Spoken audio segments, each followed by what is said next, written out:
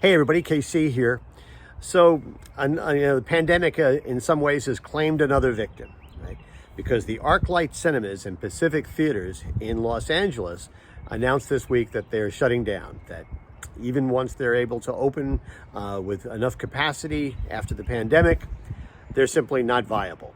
And that's sort of sad. Listen, the ArcLight cinemas, for anybody who spent any time in LA or knows anything about movies, ArcLight cinemas were like unbelievably great. That's where people who were in Los Angeles wanted to go to the movies. And I haven't lived there in a long time, but man, I loved it when I was on extended trips there. If I wanted to catch a movie, ArcLight was the place to go. And it's not just those two. Cinerama Dome, which, people know from a lot of different movies that they've been in, the most recent being just Once Upon a Time in Hollywood. That's shutting down as well, although quite frankly, somebody's going to buy it because it's part of, Hollywood lore. A lot of people are suggesting it's time maybe for the likes of Amazon or Netflix or Apple to step up and maybe invest in the chain. I have no idea if that makes sense or not. It depends on, again, on how they're going to sort of examine their business model going forward.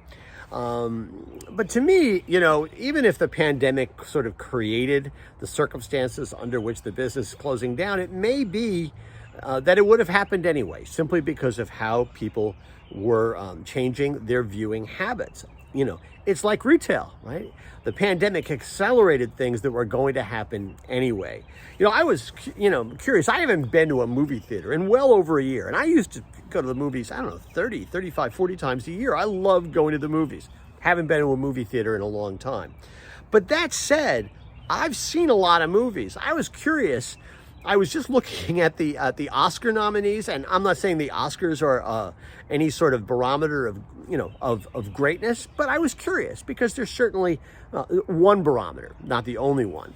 I've actually seen 7 out of the 8 Best Picture nominees. The only one I haven't seen is Promising Young Woman. I'll probably watch that this week, maybe this weekend at some point.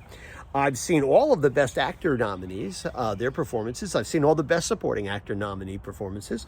I've seen 3 out of the 5 Best Actress performances, and I've seen 4 out of the 5 Best Supporting Actress performances. I've seen most of the Best Screenplay and Best Director nominees.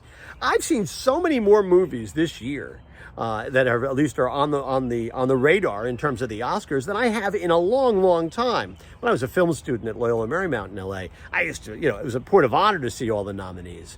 But I haven't done that in a long time. This year, I've seen most of them, and it wasn't deliberate. I've just seen a lot more movies.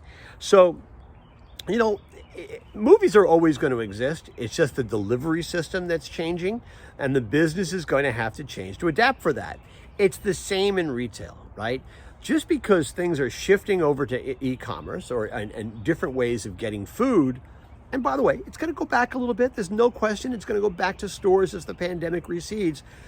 But the changes we've seen, the direction in which the industry is going, that's going to be permanent for a lot of stores, especially the ones that sort of have an undifferentiated brick and mortar presentation.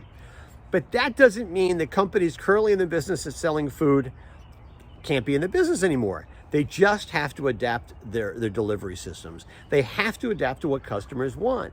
They have to look at the future as opposed to looking at the past for inspiration about where they want to be going forward. You don't want to be in the position where, like this movie theater chain, you look and say, gee, there's no real viable way going forward. There's always a viable way to go forward, but you got to start now. You can't wait for disaster to strike. Anyway, that's what's on my mind this morning. And as always, I want to hear what's on your mind.